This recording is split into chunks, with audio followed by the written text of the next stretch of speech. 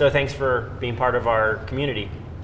I'm also faculty here at CMCI, CMCI Studio. So thank you, CMCI Studio, for giving us such a wonderful space to have the event. Does everyone know about what CMCI Studio is? I'm glad you asked. CMCI Studio is a graduate program from CU whose learning culture, and I have to read this because I don't want David Sladen getting angry at me. Whose learning culture is shaped by collective creativity, fueled by design thinking, and focused on innovation, all with the intent to build creative leaders who leverage the power of design to solve problems. And that's a long way of saying our program really pushes on our students to kind of learn lots and lots of different skills within the air quotes design realm, from coding to physical products to traditional design practices. So if you want to know a little bit more, grab Parisa or I after the show, and we'll fill you in a little bit more. And then lastly, we couldn't do this without our sponsors. We're so flattered to be really well supported these days. TDA, Boulder, Ryan and Buck Ross crew, thanks so much for making us be present in everything beyond this through video capture. And you can check us out on YouTube, Spotify, Apple, and we're in all those spots now. So it's nice that every show gets cataloged and put there. Big thanks to Josh at the Coffee Ride. Thank you, Josh, for keeping us caffeinated. Pro Photo for all the gear. Boulder Office of Arts and Culture. Chuck Coffee this year of Snappy Little Numbers gave us the rights to our own theme song, which was really nice because we've been stealing that for about 4 years now. And then thanks to Honeybird Sweets for cookies. So these cookies are traditional Persian cookies. And so if you didn't get one before you start, grab one, take a bunch back to your family. There's a ton up there. Welcome to Boulder. And hi, Parisa. Hi. Today we're really lucky to have visual artist, graphic designer, and design educator Parisa Tashakori. I should also add community builder, which we're going to get into in a little bit. But you're also someone that likes to get people to participate. So you want to talk about what you left on everyone's Yes. Thanks for mentioning that. First of all, thanks for coming. I know that this is Friday morning and everybody just have something to do. No one's supposed to work right now. I know, but it's just for chill and relaxation. And I have a participatory activity on your chair. You know, maybe some of you didn't heard about something happened in Iran from the last September, that one girl, Mahsa Amini, killed by morality police in Iran, and it just caused a lot of motivation and just protest, and also so many movement in Iran and protest. And I wanted to ask you, because you heard something, there are so many fake news on the news that they are not right. But it's a first movement by women in the world, that they want their basic and their freedom, and they just fight for that. There are so many things happen for girl, women, and young, and men are supporting women in Iran now for this movement. And I put 2 post-it on your chair with some marker. If you don't have marker, please pass it to each other. I want you write 2 sentences or even 2 words on those post-it to support Iranian women in Iran. I will give you 1 minute, 2 minutes. And then you're going to take these pieces and you're going to take all this back and you're going to Yes. I have about 500 pieces now. I want to make something with them in future soon. I don't know what and how, but this is a practice for future, for a project, for an art project. So true educator, she's giving you all homework to do. Assignment, yes. Yeah. Well, I'm so excited to finally have you up here and share your story. You've been a part of the program for a while now here at CMCI. You've had an impact on so many students and the faculty and the staff, and basically every person you kind of come in contact. I mean, even just today, and informing people of your background and where you're coming from and the things you believe in. And I think that's a very interesting point, because in the lead up to our talk, you said something to me that was really interesting, and you mentioned that you have to design your life. And I thought, that's a really interesting premise to kind of and we're going to get into the very details of it where you start to show the practice of it. But I'm curious in the idea of like, as we start to uncover this notion of design your life, is that something that you set out to from the start? Was it like a very initial thought, or did you kind of work enough and arrive at this idea that I really want to work in a different way? I want to start to design my life. Where did it come from? Was it a beginning thing? Or? Okay, that's a great question. Actually, I think every person that they try to change something in their life, they are designer. Because we can design our life first, and then we can design, we can teach design, we can design something for other people. But I try to design my life because I came from a very a very normal background. My parents, they were my mom was nurse and in the beginning, and then housewife, and my father was from the business world. All of my family members, they are not very high educated. They are coming from mostly business background. But I wanted to be different. I wanted to be different, and independent in Iran, because in my age, there were so many girls that they should just get married very soon, and I didn't want to do that.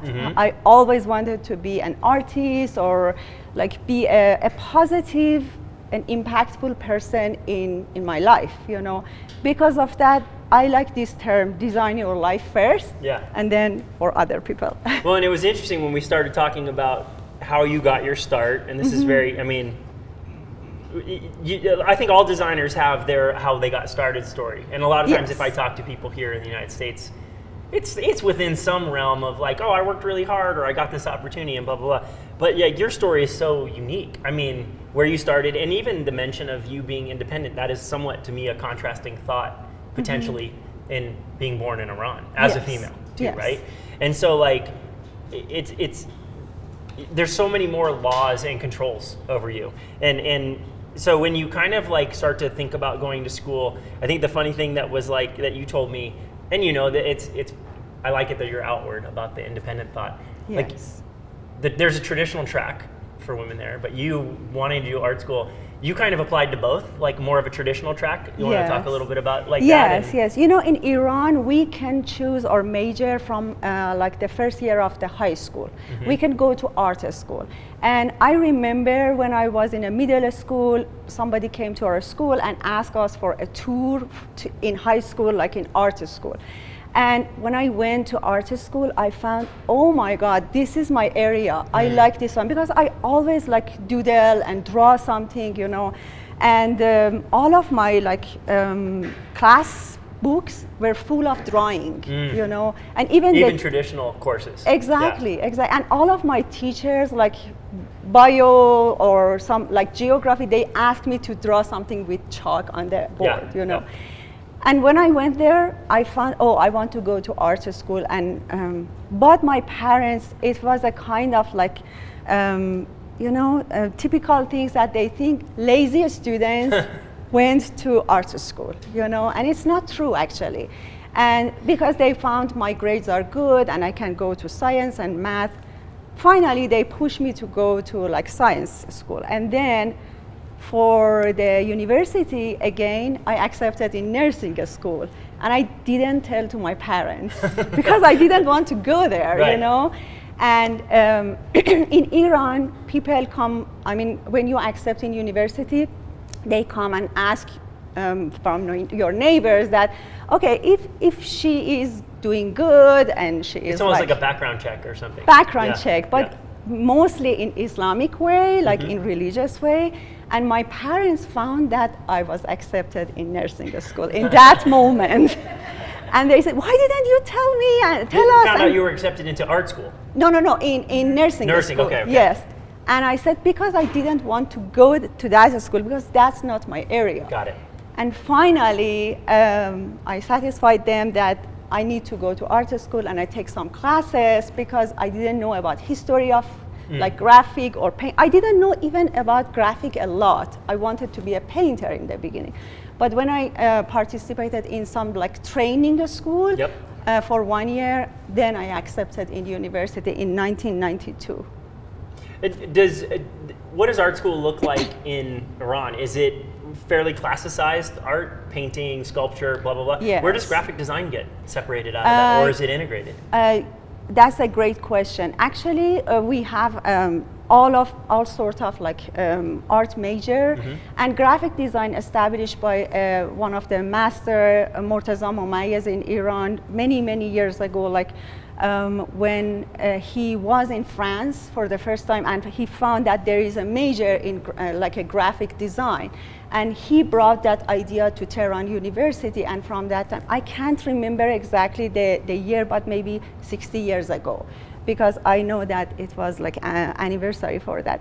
And then now we have graphic design, all sorts of like graphic design, visual design. We don't have advertising major, but we have like other majors. But you dabbled, and we'll show some examples of that, but you as a trained artist and graphic designer did do advertising. Yes. Yeah. Yes. I finished my 4 years graphic design, and I worked from the second major because my father bankrupt and he couldn't afford the private school, because I was accepted in a very good school, private school, graphic design. And then I had to work and pay for my major, you know, because I was really passionate. Especially when I entered to the design school, because I didn't have all of those exercises that people like other students had in high school. Right. I was more passionate because I wanted to try everything, you know. For example, we had like drawing skills in those donkey chairs and things like that, and I was always very good. Not very like genius, but I was really hardworking. You know, I can remember during all of the years that I studied, I just slept like 4 hours, not more. Because and it's funny because your parents thought art creative would be a lazy person exactly thing. And it's funny because like I meet more skilled working designers that were hardworking. They weren't like necessarily brilliant. I actually returned to my alma mater and got introduced by my professor as this is Jay, and he wasn't really good, but he tried hard, and that was the introduction I got. And I was like, well, it's true. But yes. So I want to talk about one of your earliest influences. Yes. And then we're going to come back to passion, because I think that's so key to your background. Sure. But when we were talking in this, I think that you were like, I really want to make sure I show this book, because it definitely had some kickoff point for you, and really like knowing what you want to do. This book means a lot for me because, you know, before revolution, we had so many publications from Russia, from Germany, like for example, Franklin. They had like lots of books about children. And I remember when I was 5 years old and I couldn't read and write, my father bought this book for me. And it was like a kind of a Russian publication published this book in Iran, and it was like short stories. And it was like a magic for me, you know. Every day I look at all of the images. I draw all of the images multiple times with color pencil, with my mom's cosmetics sometimes, because I didn't have enough stuff, you know. Right. And I draw, especially the one with the moon, I draw that maybe 20 times, you know, and send it like a postcard for my friends. You know, my father didn't know that he planted the seed in my mind, you know. And I like this book, and I think it's very important to pay attention what kind of food, like mind food, we will give to our kids. Yeah. And we can plant something from like young age. And it is a planting thing, it's not turn the TV on, because you have to kind of like hope they digest it and grows into something. Exactly. Well, it was a really interesting piece when you shared it with me, because I'm like, I think, you know, as a kid who grew up, I kind of ended up in graphics because I was surrounded by them. I did things like skateboarding and surfing and stuff like that. Yes. And that's so a part of that culture. And it's funny to hear you say that, like, because I would like repeat draw it, and it was like etched into my mind. And you know, another interesting point, this specific story, which is Pine, the name of the story is Pine, I read this story maybe 1,000 times, you know, and that's interesting. I was mesmerized by the pictures, by the snowball and the dog and the squirrel, and it's Colorado. It was. That's sometimes I see exactly some. It was a prophecy. Exactly. Yeah. It was like my destiny in this book. Well, and obviously, I mean, even just the few stories we've told so far, that passion was really this thing. It embodies itself in all of your work, and even the way that you just communicate to people on the street. I think as designers, we often have like these moments in our careers where, even you looking at that book now and saying like, oh, I somehow ended up here, but you can now look at that book and see all the beginnings that it gave to you. I think one of the things that when we start talking about people and the passion and you getting involved in a few certain things, you did a poster competition, right? For Yes. The Iranian Department of Environment. And they ordered a series of posters. So is this a call that goes out through the country? Okay. How does this happen? Okay, definitely. I will talk about that. This poster is very important to me because it changed my situation from being a junior designer to be a professional designer. Because before this poster, I didn't know anything. Actually, I created this one for my thesis. It was about environmental problem, my thesis for bachelor.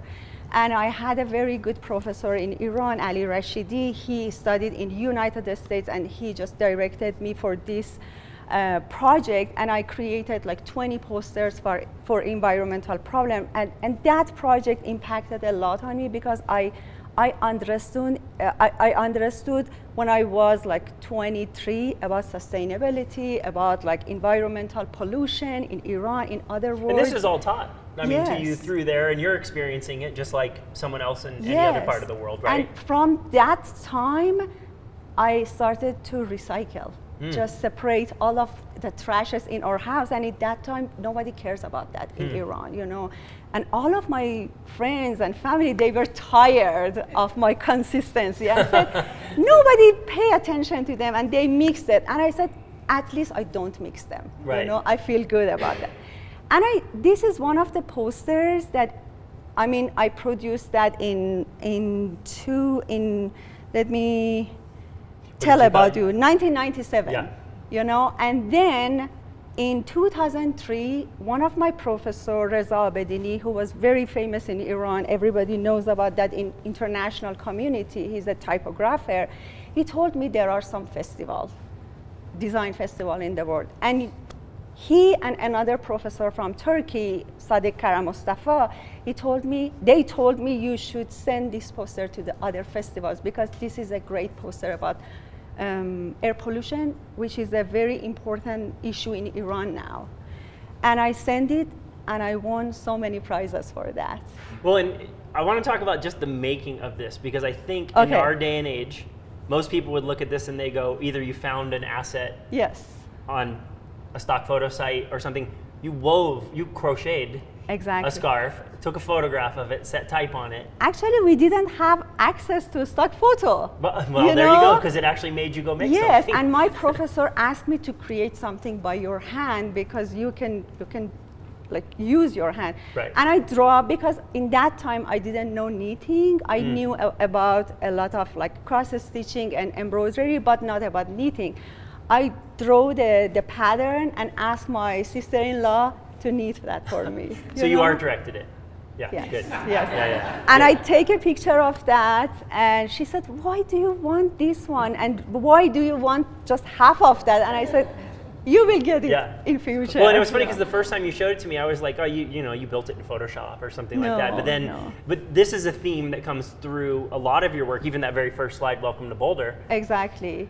You have a hand tactile kind of quality to your work. Yes, but some years later, that's a great point, how you can create opportunity for yourself.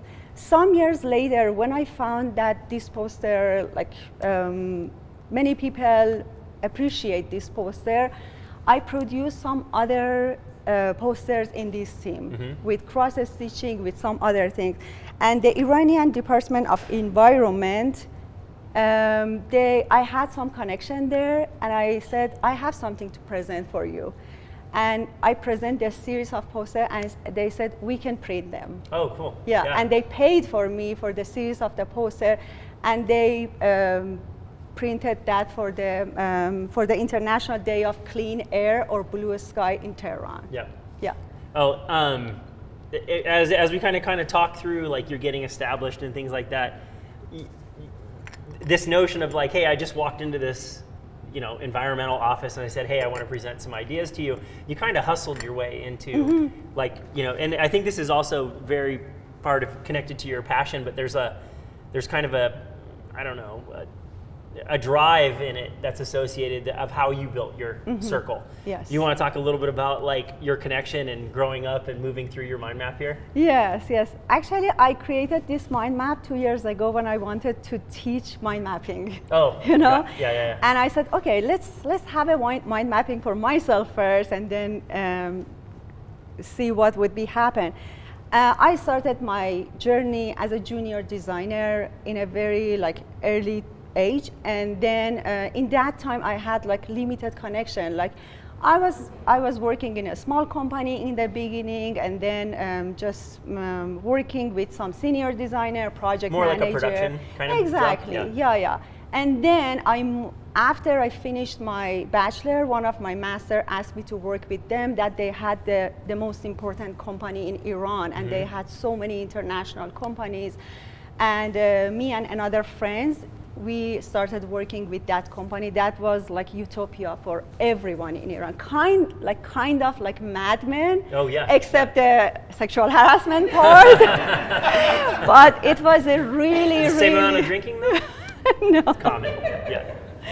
It was really good company. 60 people, very professional people worked them.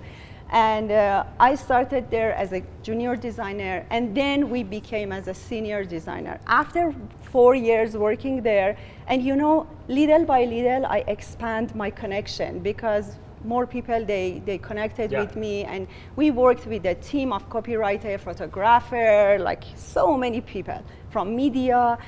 And then after 4 years, the owners of that company decided to shut down the business because they were so tired after 30 years. And another professor that I worked with him for my master, he called me, said, please work with us. I never looking for work. Always other people came to me and asked me to work with them. And I worked with that company about 8 years, and in that company, I started working with some international company like Unilever, P&G, because they came to our company, and they had so many products, and I was the only person that I knew Adobe Illustrator and Adobe Photoshop in the second company, because most of the people, they worked with freehand and Quark. Yeah. And all of the stuff that Lipton and Unilever and other product they were in Adobe product. Yeah. And I became like an art director of Lipton in Darvak company, and I started working with some other junior designer and a team. We had so many redesign, making them redesigning for Iranian in the Persian language. And these are many, maybe 30% of the brands that I worked. Even I created some of those brands in Iran and out of Iran. Well, and it was interesting when you gave me this slide, because I was I think in somewhere in our very American-centric thinking here, you forget that there were brands there. And I know that this is a slide that has some of your clients here in the United States today too. But it was fascinating for me to see, I recognize that brand. And then I look at some, because they're not in English, so I'm curious what they do. But it just expands our brain to understand wow, there is a lot of brands, and it's fascinating to hear about agencies and that kind of stuff. It was also really interesting to me, because you're going to talk about one of these case studies here in a second, where it's very commercial. But I think one of the things that has been interesting, when I talk to designers a lot, there's this whole notion of design should be very subjective. But you have this really interesting way of making your work have something it's concerned to you, right? And not making it overly political, but obviously you get yourself into some work about things that you believe in or wish that would change, right? Yes. And so I think that this one's a good talk, and you talked about Masa earlier, that you have this really unique ability to blend an art thing, meaning like it's expression, maybe it's hand done, and then, but it's also done in a way like that it has a message in it, where that's more on the probably the graphic design side. Do you want to talk a little bit about this human rights poster you worked on? Yes, definitely. When I started, when I found that people are really interested on my crafting project, I started like create more stuff that I, not for advertising, because we had so many limitation in advertising. Right. We had guideline, brand book, and we should follow the same rules. And you had state and religious guidelines Exactly, too. Yeah. exactly. But here in some project that I invited by some international competition or some event out of Iran or even in Iran, I had more freedom to just apply the style that I really liked. And I designed this poster in 2017 for Elizabeth Resnick, that she asked me to design like 1 or 2 posters about human rights, because it was a like tour exhibition in United States and out of United States about women's rights. And I always start on paper and just develop the idea. These are just 2 ideas that I brought here, but I had about like 50 sketches. I'm crazy with sketching. Although I'm not a good drawer, but I'm very good at developing the idea with tracing paper and things. I'm very traditional, old-fashioned, I know. There's something to that, though. We've been doing this a lot longer than we've been doing this. So, exactly. And this is connected to thinking. Yes. So Yes, it's easier for me to like express myself on the paper. And then I use embroidery to finalize this poster. And it's good that you mentioned about that, because many people, they think that I am manipulating the files in Photoshop. She's got this sick brush set in Photoshop. Exactly. But it's real. Like, actually, even when you gave me the asset to like look at, I thought this was a progression of like Illustrator or a lot of like finessing. Oh, okay. And it's really cool that it comes out. So this piece ended up in Vogue Yeah. at some point, right? Yeah. And so and this was printed right after the death of Yes. Masa Amina, who you Yes. mentioned earlier, and where you guys are Exactly. participating with this thing. Yeah. How did it impact you? Like, was that timing? Was it just like a sweet set of timing? Unfortunate events, but the poster making it in, was that planned or? Yeah. Actually, I had some poster in human rights, like social issues, because that was my concentration when I opened my studio in Tehran. But in 2022, after these like horrible things happened in Iran, graphic designers, they did a great job. Illustrators, graphic designer, animator, they just explode social media. They crazily like working morning, nights to produce more like design project, because they To bring attention to. Exactly, to bring attention to this subject. And then I got a message from a person in Instagram, and she said, I'm from Vogue magazine. We really like this project, this poster. Can we print it in Vogue? And I said, absolutely. that was my dream.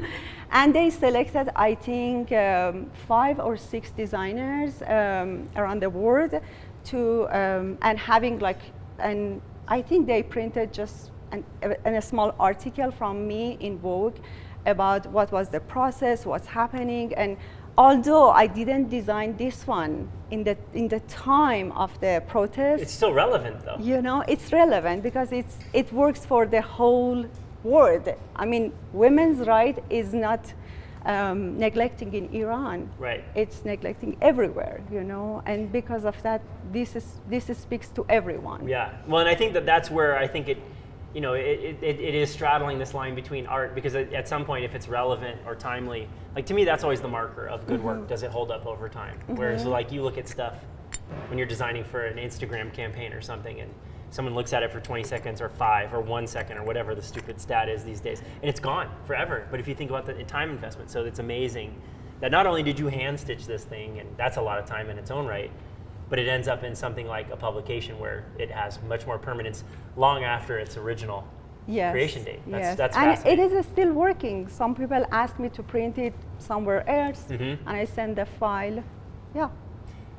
I wanted to talk a little bit about switching gears here, and it's connected because like the way you ended up, but like I think one of the things, and we talk about it, Ben knows this, we talk a lot about punk rock and we talk a lot about skateboarding here, and I think that those are things that are very critical to my upbringing as a designer. And it's ironic as I was learning more about you, and I've known you for a while now, but I learned so much in the lead up to this talk that I think you embody some very punk ethics. and punk rock taught me no one's going to make the thing for you. No. You have to build the community you want to be in. If you want someone to print your record or make your poster or make your book, you make it yourself. And you embody that technique. You put yourself out there. You introduced yourself to people. You know, you're looking at these photos, like there's design greats in here and international ones too. Do you want to talk a little bit about that forcing function of, this was I think one of your sweet pieces of advice for everybody in this room, is just get out there. Like exactly. The skeleton face in the corner is Neville Brody, if everyone can see that. So anyway, he was I loved his work as a designer growing up. But you want to talk a little bit about like how you set out to build your community? Yes, exactly. You mean when I won the prize in 2003 for that like specific poster with the scarf, many people wrote for me, and that it was like more communication with email in that time. And they asked me to print that project in like different magazines in Poland, in like different countries. And when I send the file, I also look at people's work. For example, in book fair in Tehran, I couldn't afford to buy so many books, but I love this story. spent like 1 week in that book fair just like fully. She literally like, sat up on the table, on the floor, and was just going through. They're like, "Hey, you have to leave," and you're like, "Nope, I'm still gonna." And we didn't have mobile phone to take a picture, you know. I sometimes. So you would like, sketch it, right? Exactly, sketch some of the piece that I really. I did that in design school. I would like go to the bookstore and like, I can't afford this book, but I'm gonna draw everything in and steal every layout. But fortunately, in those two companies, we had so many good books. And I understood that there are so many good designers in the world, like Philippa Apollo in France, or for example, Paula Scher, as you see. David Carson. She's with Scarf here because she was in Tehran for Tehran Biennale. Yeah. Or I got my first prize in design from Rosemary Tissi from Switzerland, you know, and Eric Bold. He's here because I came in Boulder just because I connected to him and other friends in Mexico. You know, I found in that time that, okay, I had so many good professors in Iran, but I need more. I was so ambitious. Yeah, this is connected to your passion too. Exactly. Yeah. I just sometimes share my projects through email and said, can you give me some feedback about this one, you know? And little by little, they invited me when I won those prizes, and they saw that I'm very active in design community. They invited me for the first time. I went to 2004. I went to Ukraine for a jury, as a jury member, and you know, it just connected me. Design connected me to so many people, and I travel without paying any money. Well, and I was going to say, number one, you travel without paying any money, but did graphic design give you kind of a different kind of passport than a traditional Iranian citizen? Because you could go to these functions? Oh, no. Or is that an easy? No. You should always go through the process of taking visa. But it was easy because I think art and culture always, people in that area are more open-minded in all countries, you know. And because of that, it was really easy. For example, when I wanted to go to Mexico, just ambassador meet me because he knew me, you know, and he gave me the visa. Yeah. It was easy. So they are all visa-driven though. Yes. But that's interesting though too, because I think, you know, how many Western designers in here have ever applied for a global like opportunity like that? We're so, I think we're very used to being like somewhat centric here. And I, you know, I've done work in maybe the UK and stuff like that, but it's nothing like this. This is a fascinating like connection for me to start to realize. Here's a couple of just places that you've gone. And it's interesting, right? Like all of these places, you still have friends there. So like we were talking earlier Yes. about like what's the impact of Oh, going on in your friends in Ukraine, and you Yes. build these relationships and your reach is big, but now you have even more to carry, right? Because you have concern. about They are just like part of my family. You know, Yeah. when it's happened in Ukraine, I was really scared because I have so many friends, students that I work with them. We are connected. You know, after you leave an event and when you live with them like 1 week, 2 weeks, you feel that you're really close to them. And I invited to Kharkiv University for 2 times to give a lecture, work with the students, and there are so many good friends there. And I still in connected with them, like Oleg Veklenkov, who is the head of the Kharkiv International Biennale, or some other people in Kiev, you know. And even there were some designers there that they couldn't speak English, but we could use body language to share the projects together. Yeah, you said you know? were using the language of design to kind of like communicate For with these example, people. Alexander Mikolo, he can't speak even 1 word in English, but through his daughter and other people, we could communicate. You know, You'd find Yeah. some common ground. One of the things, you know, as a foreign-born designer here in the United States now, and then traveling to all these countries, do you ever find examples of where you kind of leverage something you learned in one of these areas that you might not have if you had only just maybe come from Iran to the United States?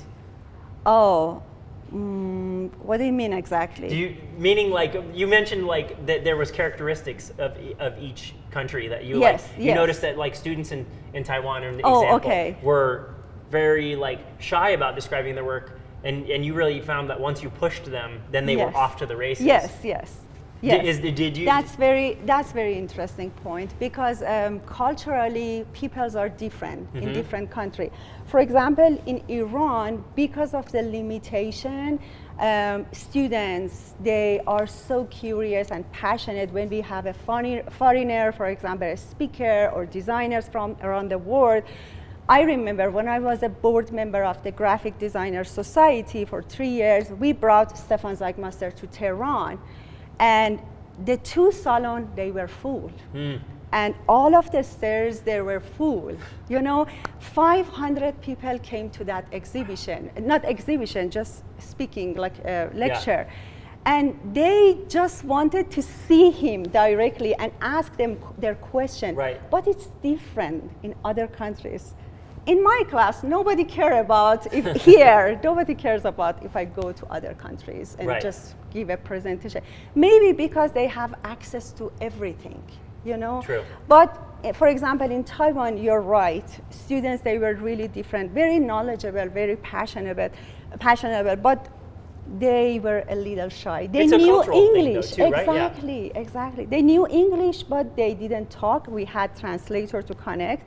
But in the last day of my workshop, it was like 4 days workshop, I asked them to present all of their project in English. Even on writing and reading on 1 paragraph.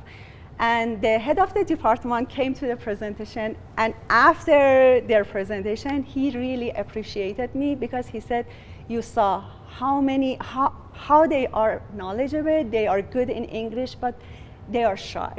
You know? And that was like culturally different. Yeah, I want to leap over this.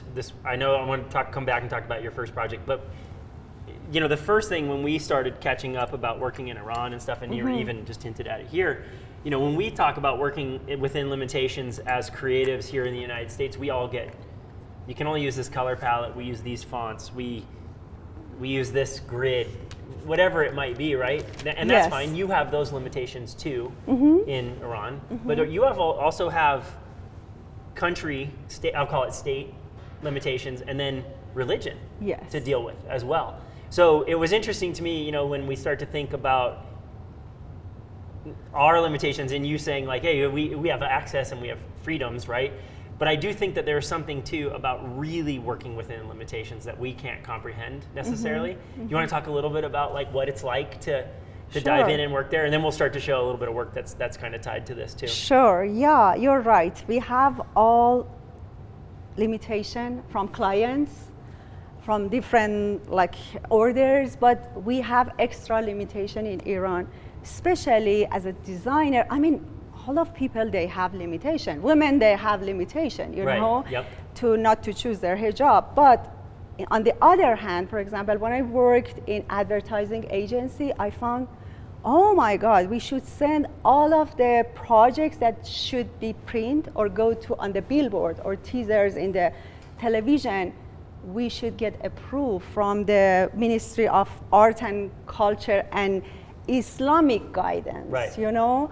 So here where we might deal with like having a lawyer, like checking the fine print, this is like having 50 million state lawyers and religious lawyers and and there are some people in that ministry, they don't have any job. They just sit there to check some sensitive words or sensitive part of the body. You know, this is one of the posters. It's a self-promotion poster that I got an honorable mention in Colorado Biennale in CSU. And I just expressed myself. All of the book, like art book and history book in my university, they were like this. They were hand edited out. There were some people in library and they censored all of the books, or just put some tape. And I one of my job when I take those books at home was just removing them. You know, I tried to remove them with acetone, with some other things. I was crazy because we wanted to draw. Well, you also wanted to see it in its probably purest state too. And funny enough, in America, we're kind of experiencing some of this with the Statue of David kind of thing that's going on now, if you've seen that in the news. But this was, I thought, was a great introduction to this section, because you were like, yeah, this is how I experienced seeing even classic art back in the day. So so these are a couple personal projects that you did where, and I'm gonna let you take us through it, but like these got edited from their original kind of intention, right? As a creative, I have this idea, and that is the thing that all creatives struggle, right? Against, hey, the concept or the idea, how truthful is it to it by the time it gets produced? So this was one, you kind of liken this one to like a Little Mermaid kind of play or something like that? Yes. A musician who played Moon. That was the name of the play. And it was for children, this play, and I worked this one for a director that he works just for children and kids, and the theater should be played in Institute for the Intellectual Development of Children and Young Adults. We say Kanun Parvarish Fikri in Tehran, and it's a very important center for all kids and parents because they trust that center. It just worked for more than like 70 years maybe. And I don't know, I'm not sure about the date, but it started many, many years ago before revolution. And most of the time I get some inspiration from like, the scene of the play, and I ask them to send some pictures. And the director sent me some pictures, and I found that, oh, this is just like puppet from the shadow, and I really like the idea of that, and I started to work with, because I had just 4 days for this project. And you have time constraints in addition to all of the other limitations, like a normal designer. Yeah. And I decided to prepare some paper cut for this one, and that on the left you can see my sketches very fast, and then I paper cut that fish, and then take out the negative part, negative space, to use it for the next step, like for the brochure, because it was a poster like back and forth.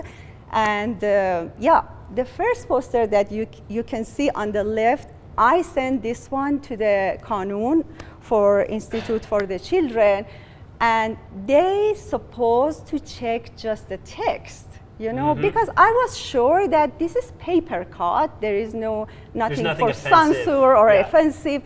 And their eyes is so dirty. They just saw the women, women's body, and I was just, oh my God, again.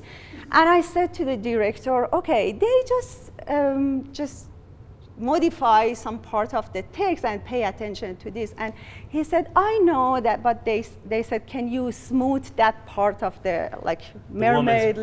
Yeah. Exactly. And I said, okay. I smooth her, just make that a little rounded shape on the second poster, as you see.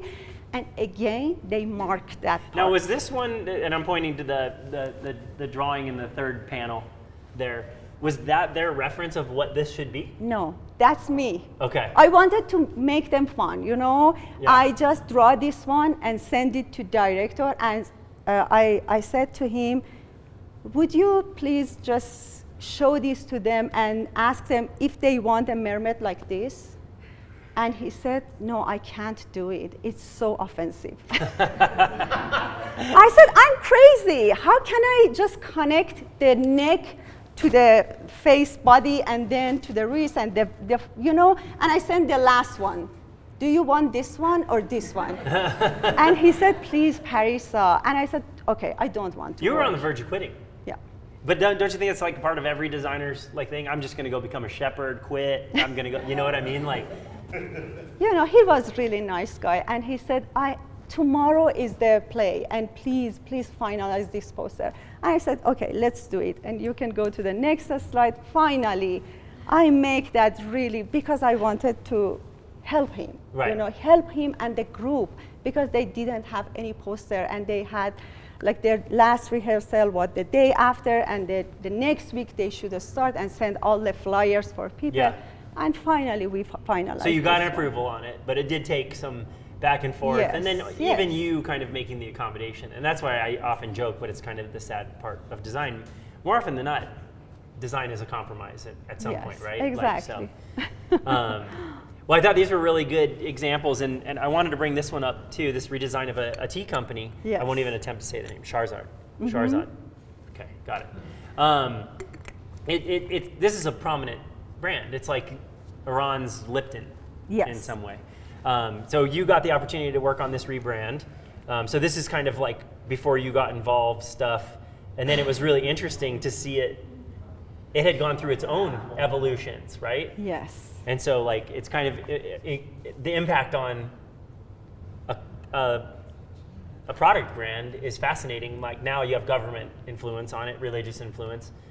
So take us through a little bit of your thinking in okay, now how am I going to evolve this, mm-hmm. right? Because that's not even a very highly easily reproducible, scalable object. So using that graphic design brain, you kind of start to probably take this into some other. You know, this brand is very like well known, and it has a great credit among people in Iran, because Shahrzad is the main character of the like storyteller, maybe the first storyteller in the world that she says a story in 1001 Night, and you know, the name, the character, it was like super. It's iconic. Yeah. Yes, exactly, iconic.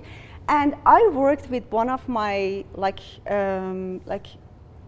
previous the head of the company that I worked with her, and her name was Shahrzad Esfarjani. You know, she was really. I was made for this job. Exactly, and she said, Parisa, can you help us to design? And she had a good connection with Shahrzad company because she worked in tea industry for many years, you know.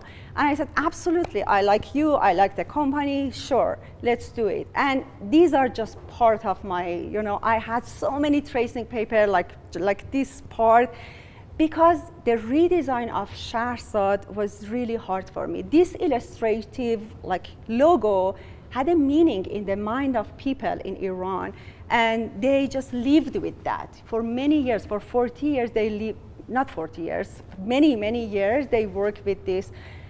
And if you go back, you can see it was established in 1965, you know. And then the redesign was really hard.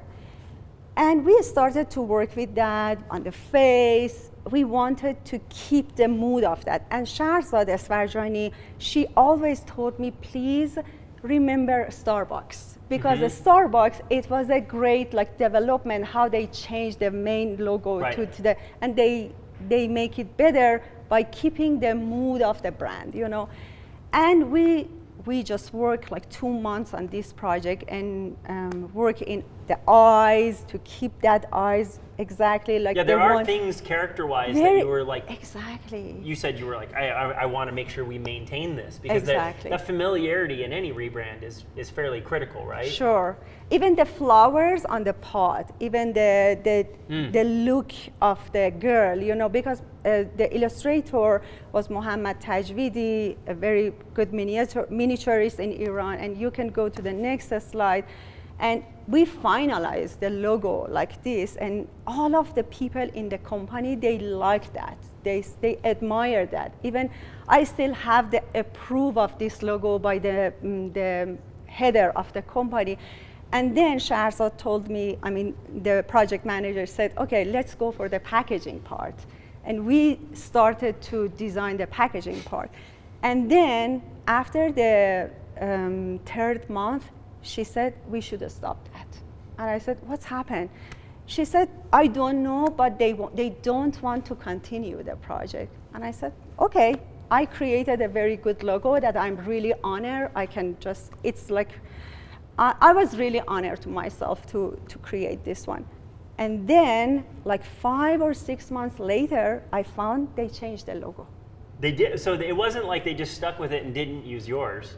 They did do a whole different one. Yes, I don't know what's happened. Maybe, I mean, when managers in Iran, they will change, they bring their cousins, their brothers. We talked about the phenomenon of like, oh, like the marketing person left, exactly. and now they brought their crew. Exactly. And you know, the new logo, nobody liked that. You can show that. Oh, this yes. is the new logo. And I don't know where is this one, but you know, this is the new logo. And I think this is it's very Disney. It's right? very And I would Disney. wonder about reproducibility and that kind of stuff too. They really wanted to have a woman with hijab coming out of the pod, you know. I think this is like infographics of Iranian women. Yeah.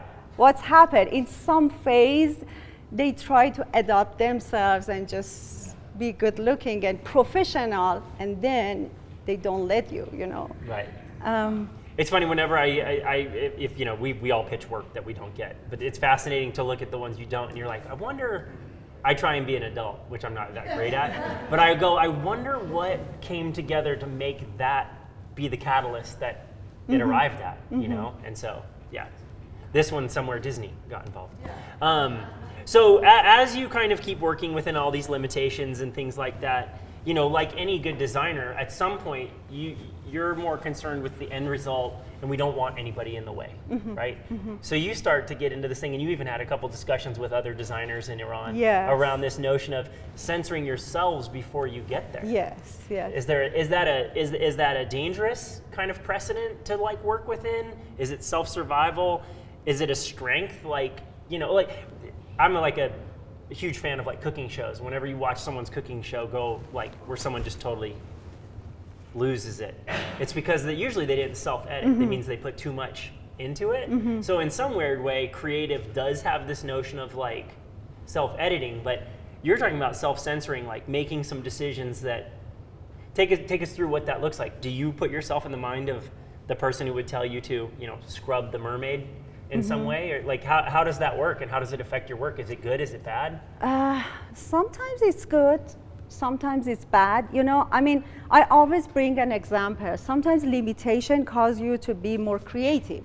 For example, we have a movie director in Iran. He works with limitation in his life, Abbas Kiarostami. If you just Google his name, you can find all of his projects in Cannes Festival, Oscar. Everybody like admire him. He always worked with limitation and find some other creative ways. You know, that's the good side of that. Yeah. But the bad side is just you will be crazy. You know why? For example, imagine that we worked in advertising agency in the time that Pantene, Lux, and Signal came to our company. You know, we wanted to create some advertising for Pantene. We couldn't show the hair. Product. You know, we couldn't show the hair. Even do you say like artificial hair wake? You're like a wig. Wig, Yeah, you could wig. use a wig, right? We couldn't Okay. use a wig even. You know, they said no. Whatever it looked like the women's hair, you can't show that on the billboard. Right. And imagine we should redesign all of the Lux product, the Lux soap. We should remove all of the women's face and replace them with flour. You know, it's just funny. We changed the brand design in Iran, but they had no way because they wanted to sell Right. product there. Because so the impact, the products were benefiting things that were not allowed to be shown. No, there were no way. Visuals. But I talked to some of my friends during last month just share some of their experience about working with limitation. Some of them asked me not to mention their name, but some of them they said, for example, one of my colleagues, Majid Kashani, he is really close to me. He said, I have a self-censorship. I know exactly what they are sensitive with them, and I try to self-edit my projects. Or I found some other ways, like typographic way, to replace them instead of image. Right. You know, or some other people. We have a very well-known studio in Mashhad city, which is a very religious city. Chapchin Studio. They are one of the best in the country. They are super creative. Two friends there, and I talked to one of them, Farid. Farid said. We had so many, they got so many governmental projects in the past. And he said even for some of them that it was about urban system, they used body of a man to show the systematic, the complex in the body. And he said we got so many sensors on that. You know, it's not easy work there. I talked to other tapestry artists and some other, and they send me some images, you know, Right. and they are always there.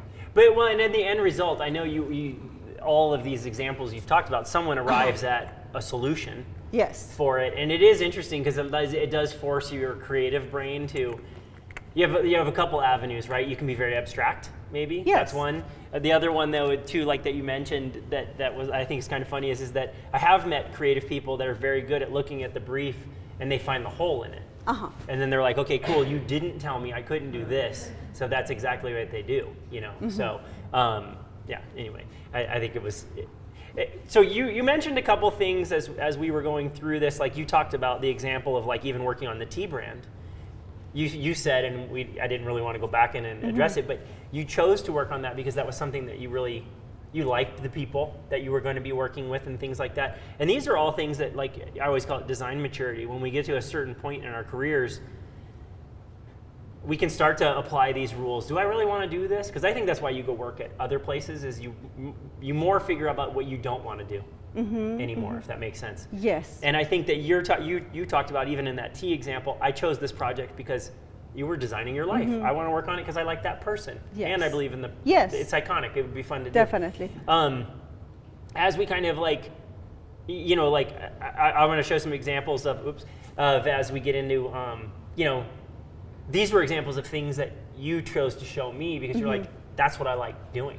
Yes. And so as you head into this,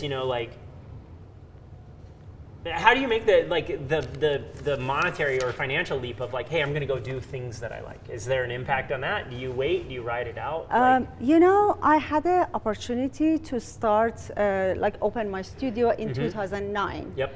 When my So you went out on your own. You started your own studio, stopped working for other people. And that's part of this Design Your Life. Yeah. Exactly, because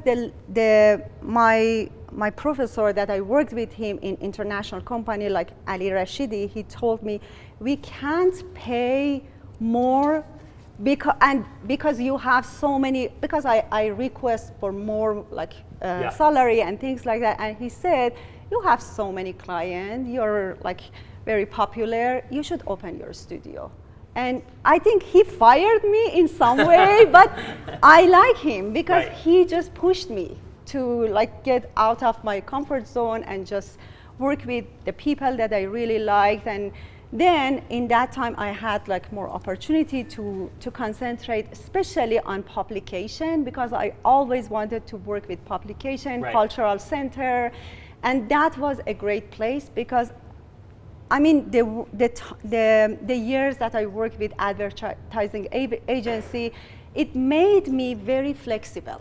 You know, that was part of my characteristic, that everybody liked to work with me because I was flexible with feedback. Do you mean inflexible in terms of like the way that you worked, or the styles you were capable of doing, or both? Exactly. Okay. Both. Because I didn't stick with one style, and I preferred to experience with multiple style, and also I was really flexible with working with group.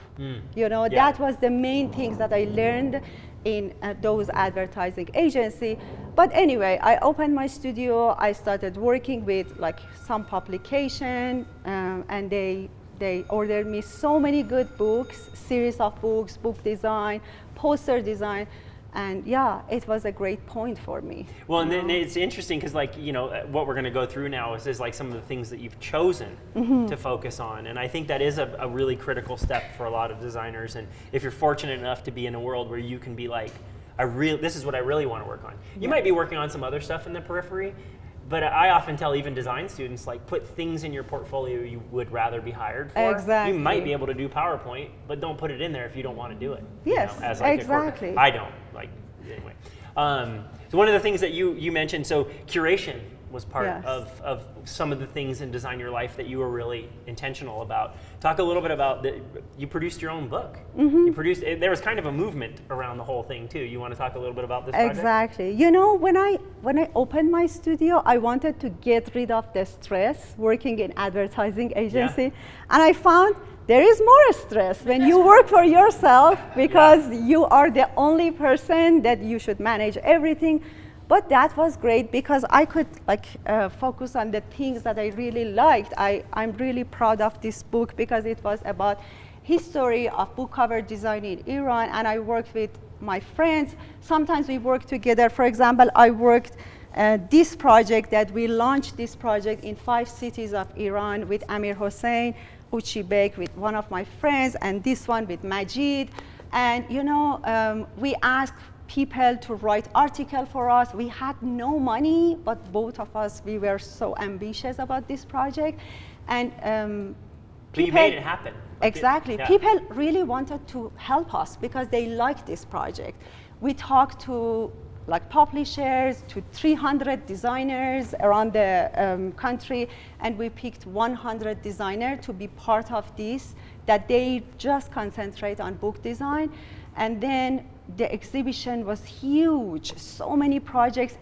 It was more like symposium, and we invited publishers, people, and even we asked Steven Heller to write the intro to it. Introduction for us. And he did, correct? He did. So it's amazing what if you just ask. Yes. You know, what you're. He did 1 page, and when he saw the book, he said, "I wish I saw the book before, and I will wrote for you like 5 pages." You know, because he really liked. So it's interesting because, you know, I think about the impact this had and it turning from kind of a project into, like you said, a symposium.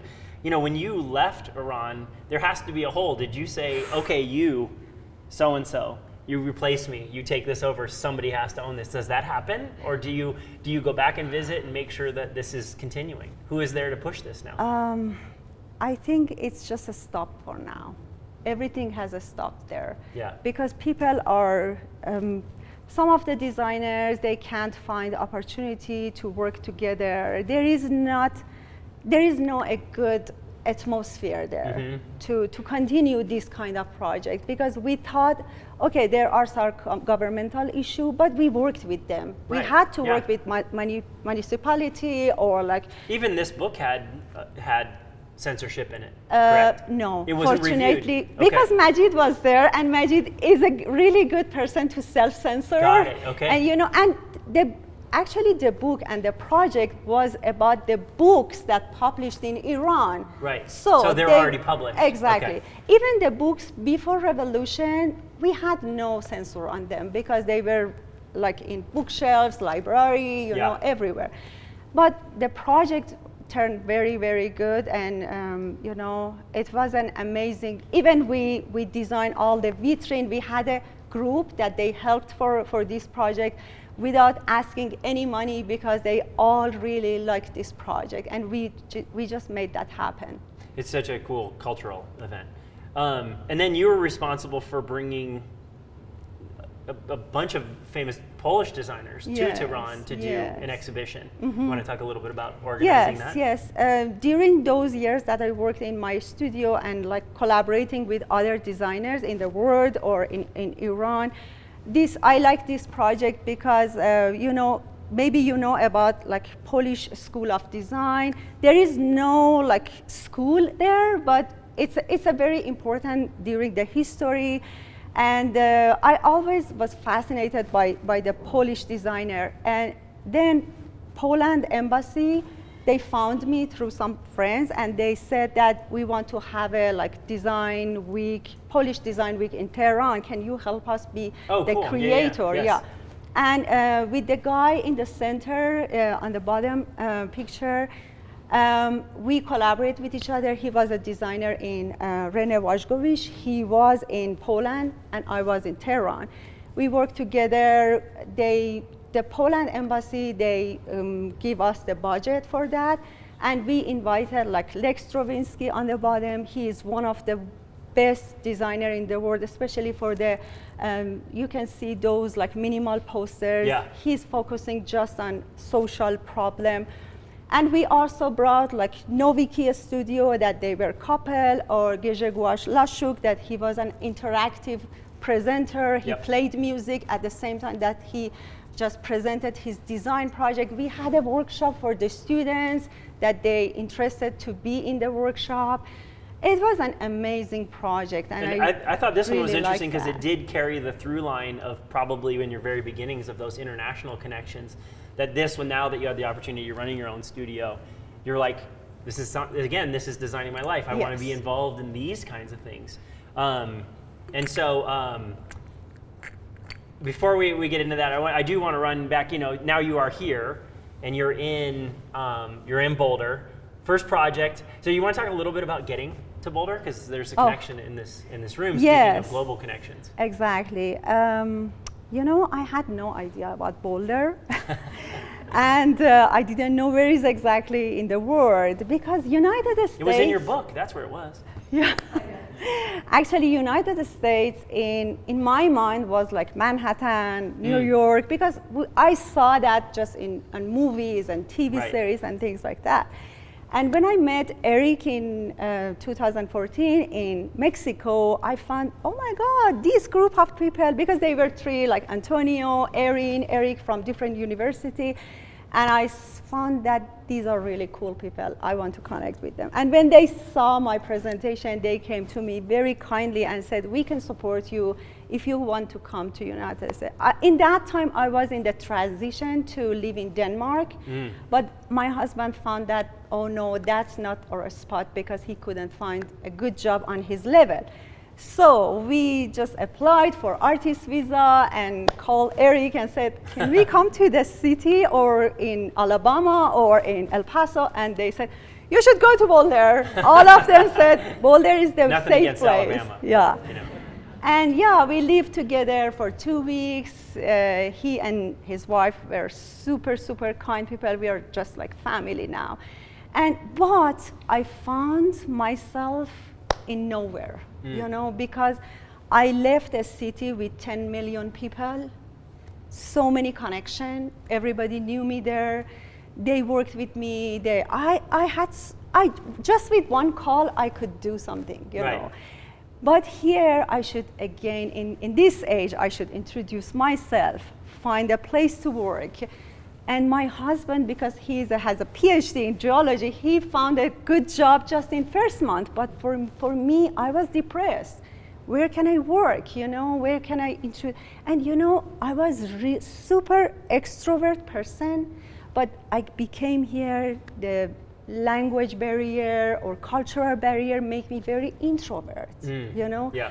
But little by little, I just broke the shell, and met you in Caffeinated Morning and some other very good friends. I feel like when you showed up here, you made like everyone knew you instantly for some reason. That's what I felt like.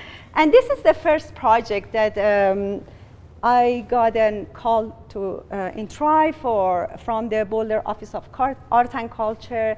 and they asked me to participate, you know, and I said, oh my God, I haven't done any public art. And Mandy worked there in that time, and she said, I can help you to write your the proposal, statement and things like that. And I wrote the proposal, she just put some edit on that, and they approved, and they doubled my budget. They said, we really like this project because it's like a community-based project. Yeah. It was a kind of like embroidery on the fence. That's what was interesting to me, is it's needlepoint, but just exactly, in macro. a huge size, yeah. And it engaged with so many people. In their report, they said that 4,000 people, they saw this project, they interact with this project. And people just shared with me some pictures with the stuff. And I just wanted to say hello in different languages because it's a multicultural country, you know. And I think this project connected me to so many good friends, good people, like designers, artists, yeah. That's, well, and it's funny because I always talk to my design students and I say, don't do work for free, but I don't want that to assign that. Most people, when they think, when I say that they think, oh, you don't want me to do any work if I do not get compensation in the form of money. But if there's an opportunity to establish yourself in a community, I've worked on projects like that before. Like even when I moved to Boulder, I was really fortunate to work on the Rocky Mounts brand, and kind of like, I just wanted to insert myself here. And so I'm like, I will work with you guys to get this thing done. Yes. And I think the massive value I got out of that is, A, they're still my friends today. But it also did help me get some recognition here too, whether people know I did it now or not. But that logo is like, oh, it's still, I look around, I'm at a stoplight and I see it on someone's rack or something like that. I'm like, oh, cool. I am still part of the community. I know, I know. So anyway, I just thought this was such a great piece. And I know that there's so much that we could talk with, like, sharing your story and your background and getting here. But I wanted to give you the opportunity to, I always like to kind of come to this point where in the talk where, if there was one thing you wished you knew when you got started that you know now, okay, what would it be? Don't be perfectionist. Don't be perfectionist, because I always was like that. But I was a doer, Don't be perfectionist. Don't wait for opportunity. Make the opportunity yourself. And just do it. The first step is the hardest one. Parisa might be the punkest person I've met in a long time. I know that it probably doesn't make a lot of sense to you, but it will. No, it makes sense. Yes, it is, and it's a right. It's an honorable right too. So, well, I appreciate you sharing that with us. It's Thank awesome. you so much.